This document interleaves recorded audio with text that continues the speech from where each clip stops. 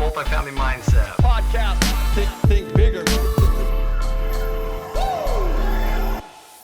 Woo! Aloha and welcome to The Weather Outside is Frightful and the snow is so delightful. That's good, I think. Where does it go from? No, we can't. No, that's good. That's good. That's an intro. No matter where you go, just remember your mom's. Nope. Oh, not that one. Not that remix. Welcome to the Multifamily Mindset Podcast. Christmas episode with Jackson Campbell, Tyler Yes. Devereaux, and man, we're feeling the spirit, as you can tell from those of you watching on YouTube, from my shirt. Well, I'm feeling the spirit. Jackson. I'm feeling the spirit. Yeah, internally, not externally. Internally. Yes. And I'm also feeling the spirit here in office because we have ourselves a nice little Christmas tree provided by the wonderful Nico Streetman, as well as these beautiful poinsettias. And what's not on camera is a beautiful wreath that we have as well. hung It's a all wreath. lit up. It gives me the Christmas spirit. I feel it. Yeah. You know what? Shout out to Nico for always. We're always hooking it up. Oh, and this image behind us looks, Mighty fine. yeah, Yeah. hell yeah. Hell yeah. Twigs and berries. Christmas. Yeah. Love it. No, back to shouting out How are your Nico, twigs though. and berries? They're good. They're fine. Twigs? You have twigs? No. Singular? Nico does do a good job of keeping the office vibes immaculate. Oh, yeah. She got us a charcuterie board this morning as well before we got started. Big ups to her for sure. Big ups, dude. Always keeping it fresh here in the office. Yes. Very grateful. Bro, listen, let's talk about Christmas and the I know you're going to guide the conversation with questions, but it's like the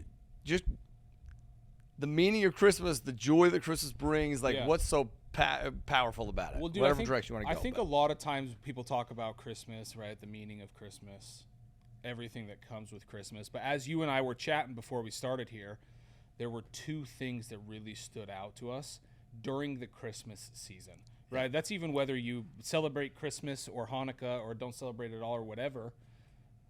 The sentiments that are felt during this season at this time of the year are palpable.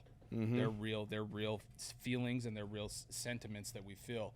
What was the one that you pointed out, the first feeling that you feel when you think of this time of this the year? feeling of hope.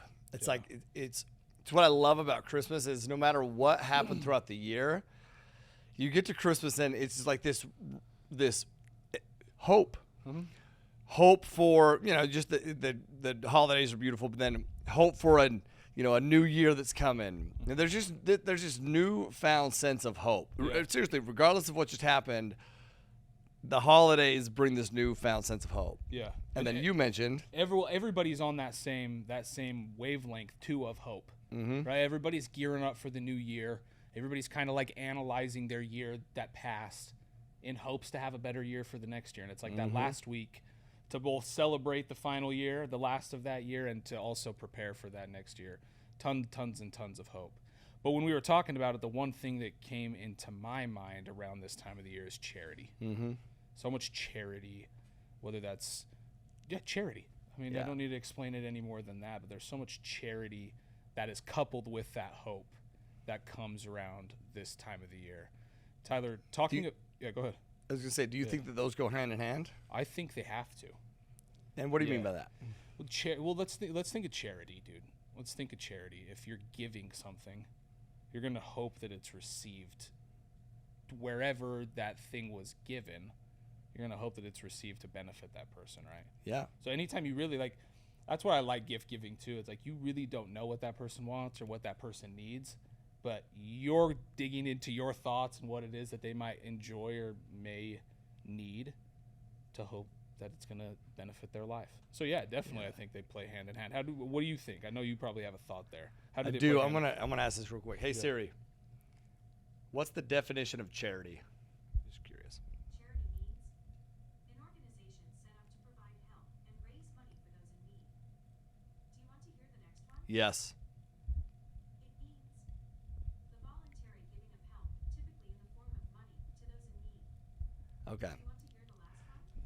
Yes. It means kindness and tolerance in judging others. I like that last I like one. the third one.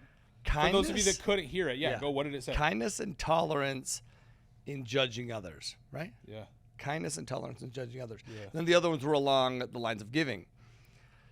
I like that last one. Kindness and tolerance of others. Because that is what happens during. It's funny, dude. Yeah. It really does. And I believe. So my thought, I asked you, are they combined? Are they affiliated, related? I believe yes, for sure.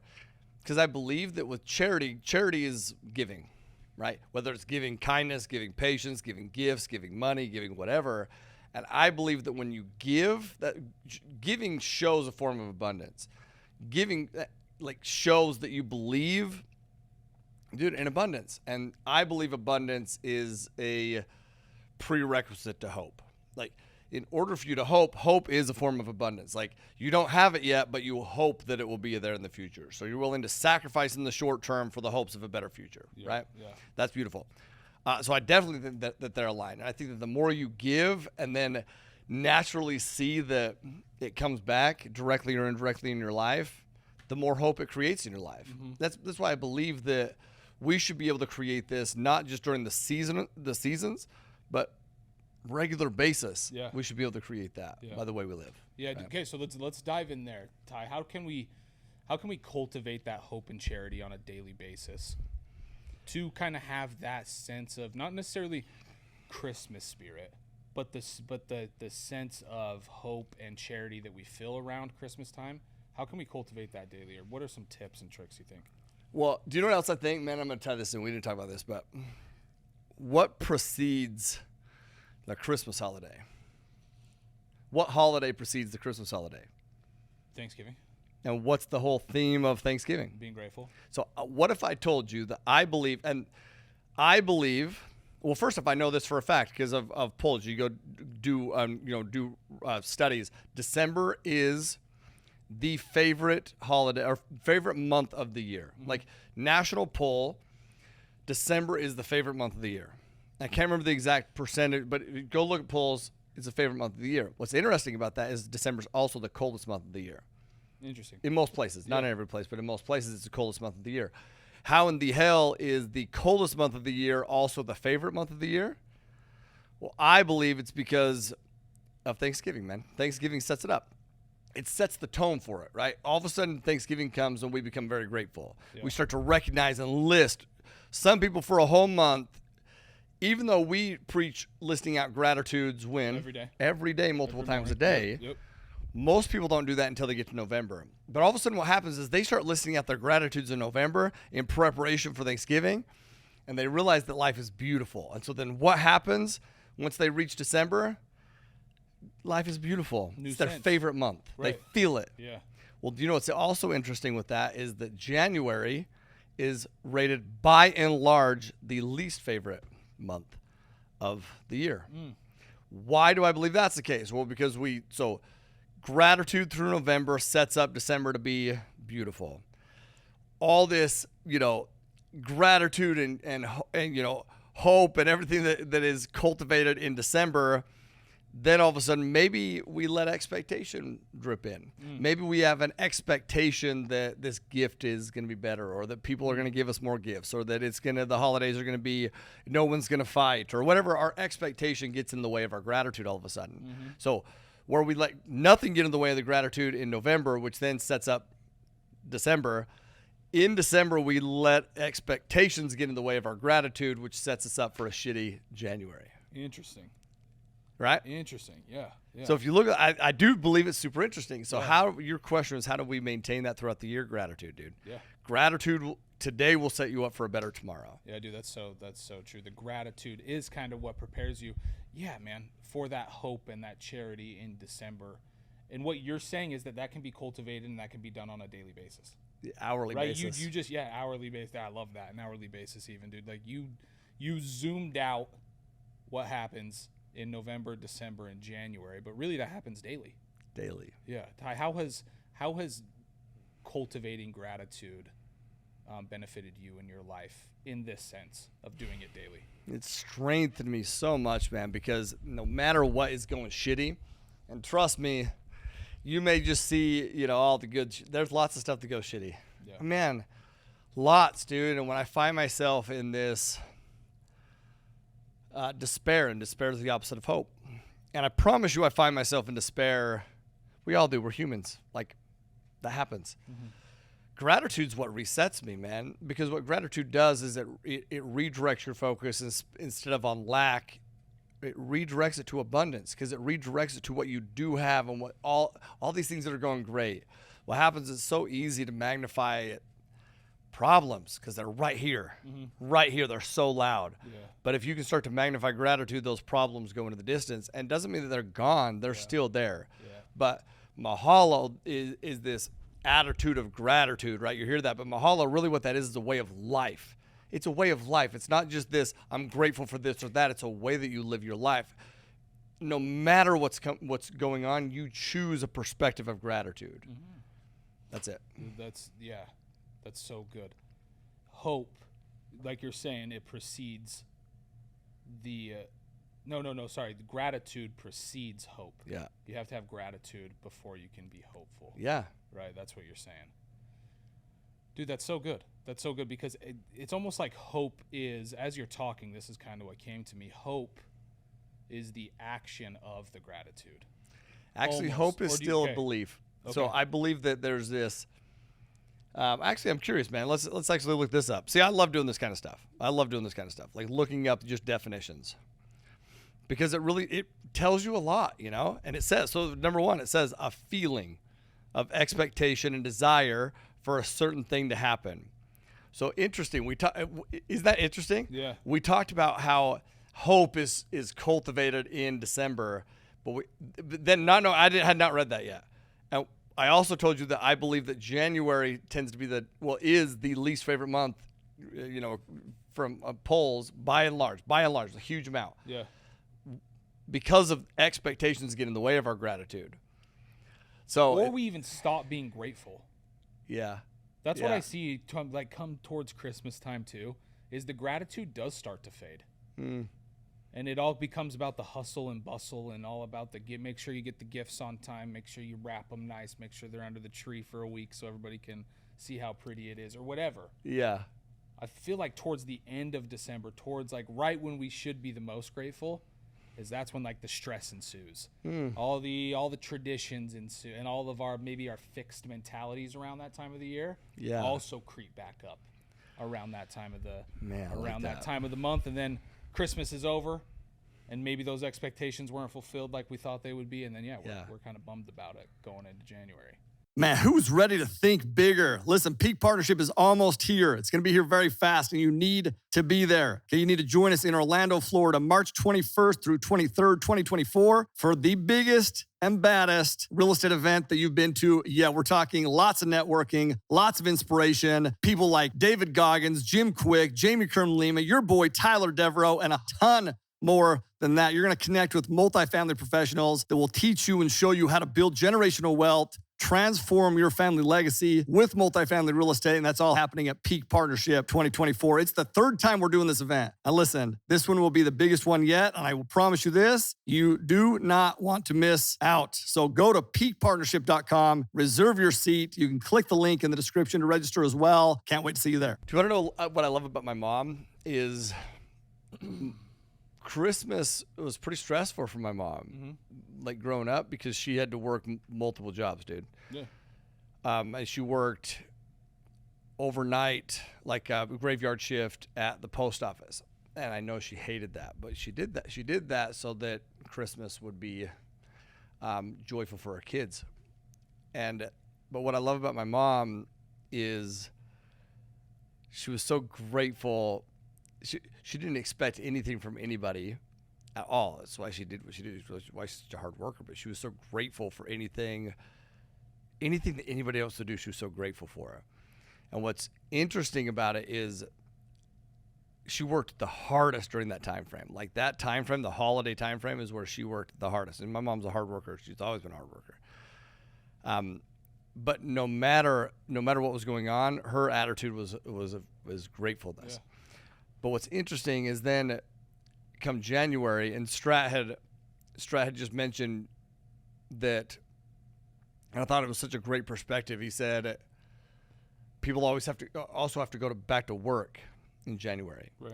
So they've been spending all this time with their family. Yeah. Doing the loved one things. You know what I mean? Doing those like really good things for the soul that connect you with your loved ones.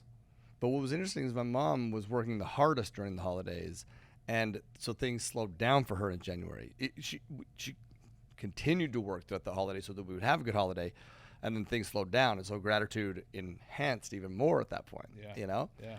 But it's a great point, like going back to work, right? So there's some lag. Why do you think going back to work makes, removes the gratitude? I think because a lot of people aren't doing what they want to be doing. Like, that's the easiest way to probably say it. Yeah. A lot of people go back to the Strat mentioned, those soul-sucking jobs that they don't love, but they feel like they have to do. Yeah, and that I think for anybody that can be stressful, and that could definitely make January the worst month ever for sure. After doing things that are so beneficial for you as an individual through the month of December, having that hope and that gratitude through November and through December, and looking so forward to spending time with the family, spending all that time with the family, just to go back to your regular life on January where it's the shit you don't like to do. So here's what's interesting about the definitions, because I like that, man. So it says this. Hope, the definition of hope, is a feeling of expectation and desire for a certain thing to happen, okay? So most people put their hope or their expectation, if you will, on other people to come through. Mm-hmm. But I believe hope for a great thing to happen needs to come from you. And so what I mean by that is if you're at your job and you're, feeling like it's soul-sucking, it's because you don't have hope for you. You have your hope is based on somebody else to change your situation. Your hope is based on the situation to change, but because somebody else has changes the situation, instead of you just having hope and belief in yourself and an expectation of yourself that you will change the situation, that you can perform, that you can change it, that you're the creator.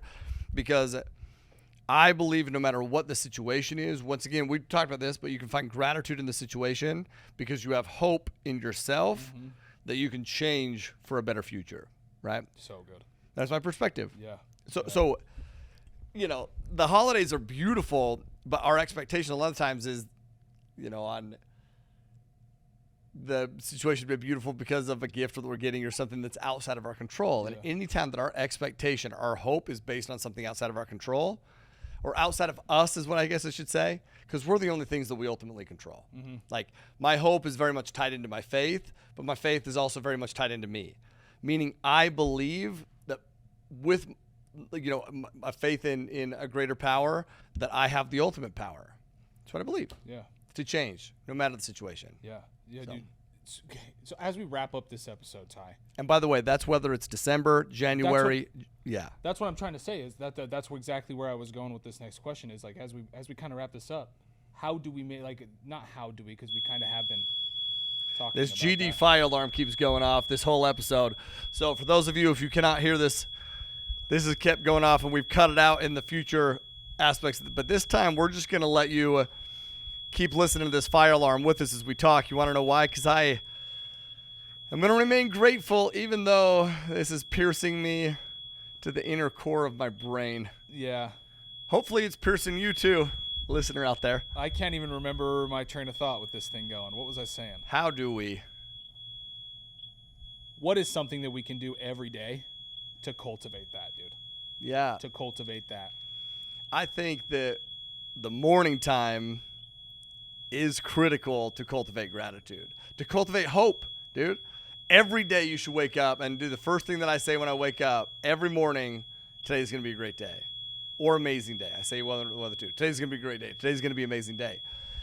The other day, I was freaking beat up. I was so tired. It was on Monday. Yeah. And guess what? I didn't say it. I thought about it once I got home. I said, oh, man, I feel so beat up today, man. And I came into the office, and how did I look? Beat up. How did I act? Beat up. Tired. I was tired. Yeah, man. Yeah. So I was just tired. Yeah. And I believe how we think dictates how we act. And so we set the tone first thing in the morning of, this is how I'm going to set the day to go. Yeah. I'm going to decide how this day is going to be, and today's going to be an amazing day. Yeah. That being said, it's okay to have a day when you're tired. Yeah, shit happens. Yeah, because you were tired. You were, yeah. dude. You had been working your ass off all weekend, and you had just gotten home, so you were beat. So it is okay to be tired, for sure. But yeah, I agree with you. So cultivate it throughout. You can have an amazing day tired, for sure. Yeah. Yeah, for sure. Yeah. 100%. Totally, dude. Yeah. You got to listen to yourself. And then the other side is to cultivate it throughout the day. What I mean is just to know that you can. This is what I loved about the Tony Robbins event too. Is you talked about your state. And he said any given moment you can change your state. So if your state is one of despair, then change it.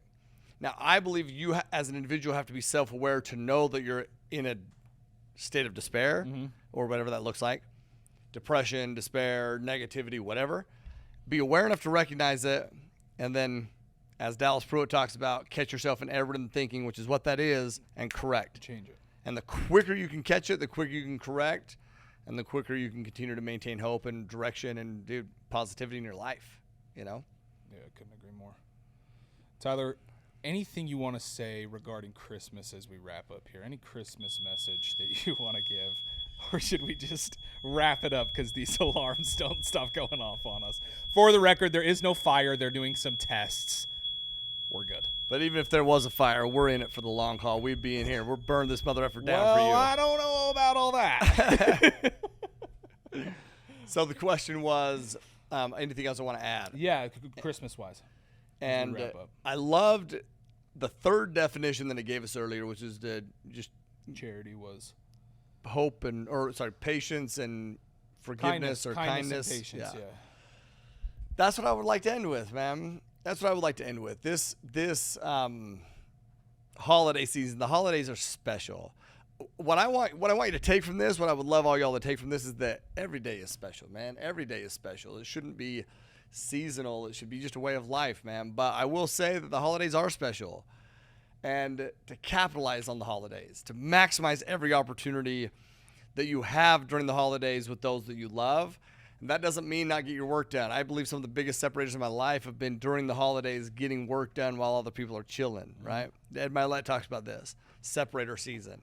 While other people are taking a holiday month, it's really a holiday, you know? Yep. But when you're with your family, right? Dallas talks about also be where your feet are.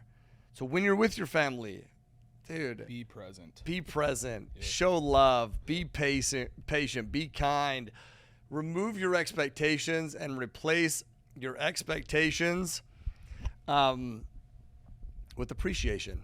The minute that you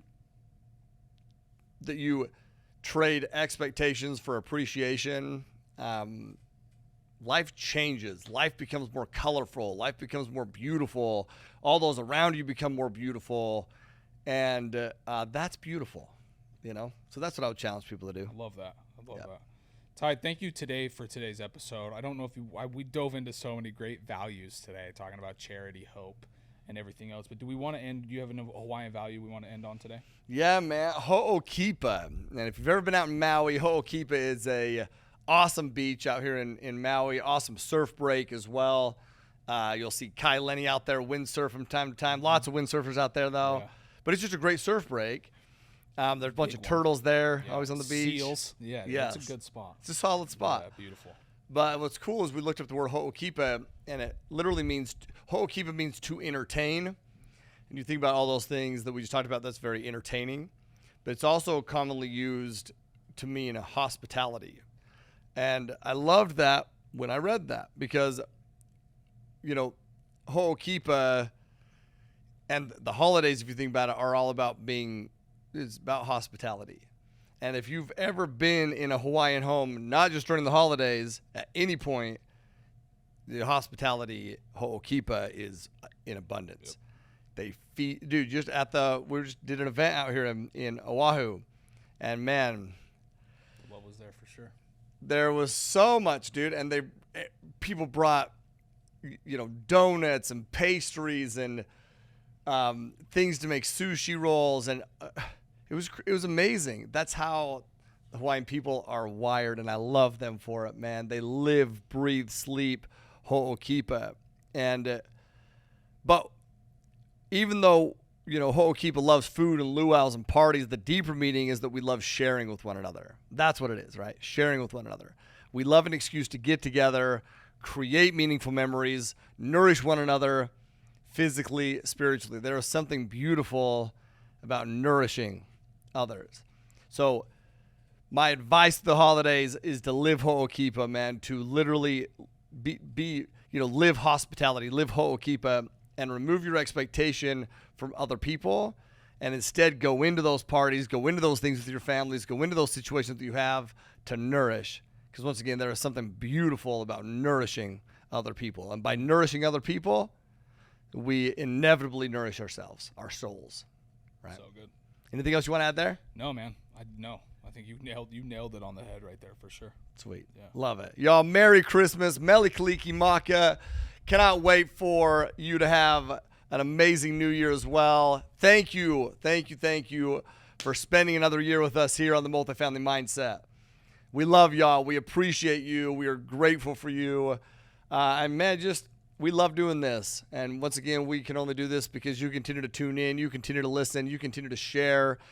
And grateful for y'all, for sure. We're grateful. It's been another amazing year, record numbers for us at the Multifamily Mindset Podcast, and that's because of y'all.